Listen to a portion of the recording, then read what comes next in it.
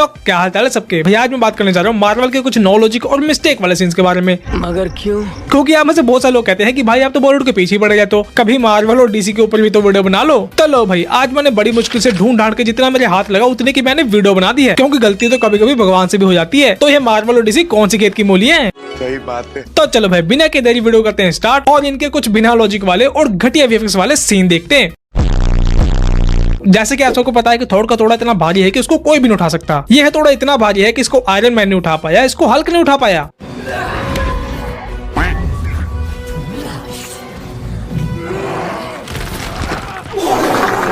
और तो और जब एक लड़ाई में थोर ने इस हथौड़े को एक बड़े से ड्रैगन के मुंह में रख दिया, तो वो ड्रैगन इस हथौड़े का भार नहीं झेल पाया और धरती चाट गया। पर इन सभी चीजों से ताकतवर एक चीज है जो कि थोर के हथौड़े को बड़े आराम से उठा सकती है।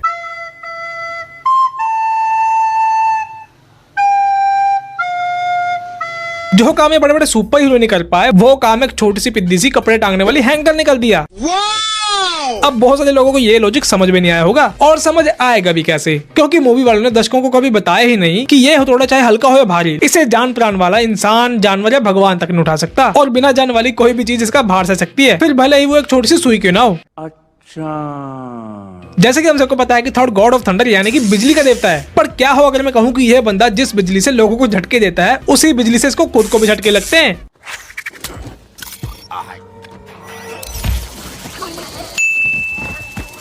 ये कौन सा लॉजिक है बे? लॉजिक के हिसाब से तो ऐसा नहीं होना चाहिए था, लेकिन शायद जैसे हम लोग अपने आप को गुदगुदी नहीं कर सकते, तो क्या पता थोर को भी अपनी बड़ी बड़ी बिजलियां, पानी कम और लोगों के छोटे छोटे करंट बड़े अच्छे लगते हो। बताओ। एंडमैन एक ऐसा सुपर हीरो जो कि कभी भी छोटा और बड़ा हो सकता है अपने पिंप पार्टिकल्स की टेक्नोलॉजी का इस्तेमाल करके, पर एक बार इन भाई साहब ने अपनी टेक्नोलॉजी का इतना गलत इस्तेमाल किया कि छोटे पे छोटा होते ही चले गए।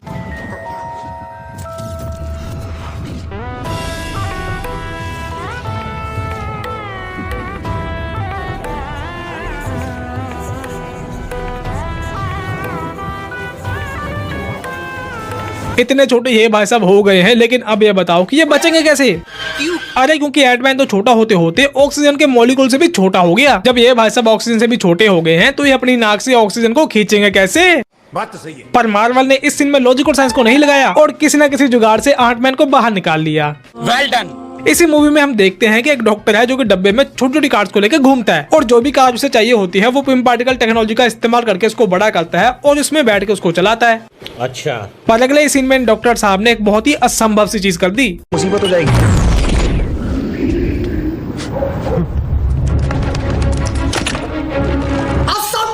चलो एक बार को मान लेते हैं कि ऐसा हो सकता है, पर इस बड़ी सी बिल्डिंग में हैंडल और चक्के किसने फिट किए?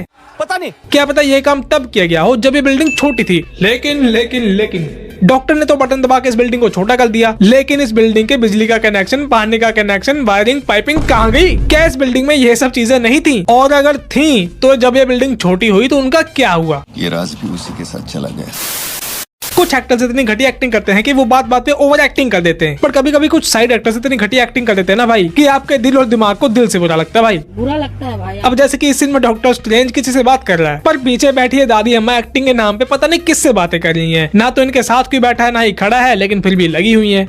ये क्या हो रहा है? अरे ये क्या हो रहा है भाई? पर ये तो कुछ भी नहीं, अपनी कला का शानदार प्रदर्शन करते हुए इन दादी अम्मा ने आगे पीछे ऊपर नीचे दाएं बाएं देखना चालू कर दिया, और इन दादी अम्मा ने बेवजह ही इधर उधर इतना देखा जितना देखा जा सकता था, लेकिन फिर भी दो आंखों से कितना देखा जा सकता था। नहीं, मैं इन दादी अम्मा से ये पूछना चाहता हूँ कि एक्टिंग के नाम पे ये ऊपर क्या देख रही हैं? कहीं आप यही तो नहीं देख रही कि आपको लेने के लिए यमराज तो नहीं आ रहे? डायरेक्टर ने इनको स्पेशल इंस्ट्रक्शन दी थी कि जिधर मर्जी देखना, लेकिन कैमरे की तरफ मत देखना, पर फिर भी ये दादी अम्मा मानी नहीं और कैमरे में देखती रही। लेकिन मूवी के डायरेक्टर और राइटर ने ये बात नोटिस ही नहीं की कि ये अम्मा तो एक्टिंग की बादशाह हो कसम से।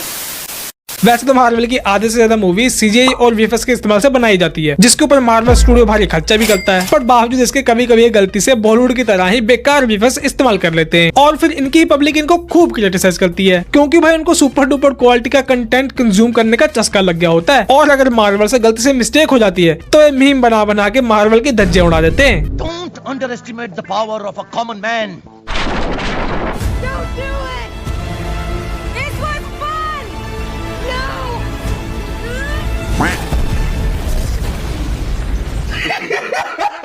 आप मानोगे नहीं कि ब्लैक विडो की ये मूवी 228 मिलियन डॉलर यानी कि इंडिया के 2400 करोड़ रुपए में बनी है। पर इस सीन में ये जो उड़ता हुआ काला धुआं और ये ब्लास्ट हुआ है ना, इसकी क्वालिटी तो भोजपुरी मूवी से भी घटिया थी। हाँ। और अब ये वाला सीन देखो, इस सीन में ब्लैक विडो को कुर्सी पे बांध के पूछताछ की जाती है और इनसे बचने के लिए ब्लैक विडो कुछ ऐसा करती है।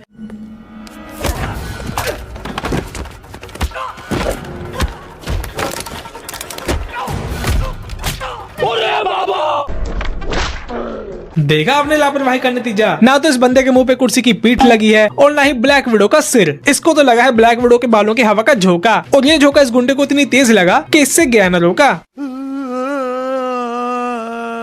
लेकिन सोचने वाली बात ये है कि किसी की जुल्फों से इतनी खतरनाक चोट कैसे लग सकती है। तो यही तो सोचने वाली बात है। लगता है इन्हीं खतरनाक जुल्फों की वजह से ये गाना बनाया गया था।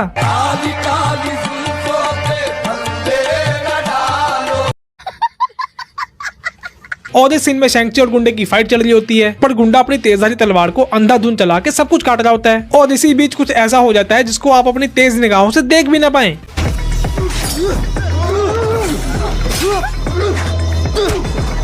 मुझे कुछ दिखाई नहीं दे रहा वहाँ। तो मैं दिखाता हूँ। यह रोड ऊपर से भी कट चुकी है और नीचे से भी, पर फिर भी पता नहीं कैसे डंडा हवा में जुड़ रहा है और शैंक्ची इसको पकड़ पकड़ के हवा में कूद रहा है। और मुझे देख सकते हो? ये फ्लाइंग मुंडी आ रही। एस्ट्रेड, तुम ठीक हो ना? मेरा नाम अब एस्ट्रेड नहीं है, मुझे अब एक्सेल बुलाते हैं।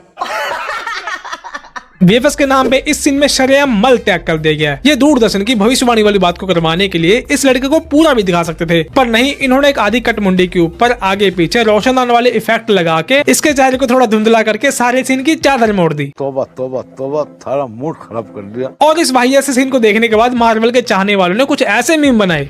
You stupid. They're not. What's 9 plus 10?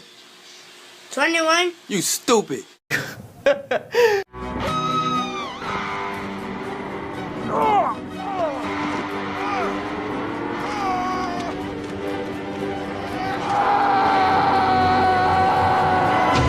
ये क्या है? ऐसा लग रहा है कि डॉक्टर स्ट्रेंज की तीसरी आंख वाला इफेक्ट वीडियो एडिटर से कंप्यूटर पे नहीं बनाया, बल्कि किसी सस्ते मोबाइल के सस्ते से ऐप से बनाया है। अवेंजर्स मूवी में एक ऐसा सीन है जिसमें आयरन मैन अपनी गाड़ी लेके आता है कैप्टन अमेरिका को मिलने के लिए, लेकिन जैसे कि आप देख सकते हैं कि यहाँ तक धूप ही धूप है, पर जैसे ही एक सेकंड के लिए सीन चेंज होता है, इस चिलचिलाती धूप वाली जगह पे घनघोर घटा छा जाती है, जिससे यह पता चलता है कि ये दोनों सीन अलग अलग टाइम पे शूट किए गए हैं और एडिटर ने एडिट करते समय इसको देखा नहीं और ये मिस्टेक कर दी।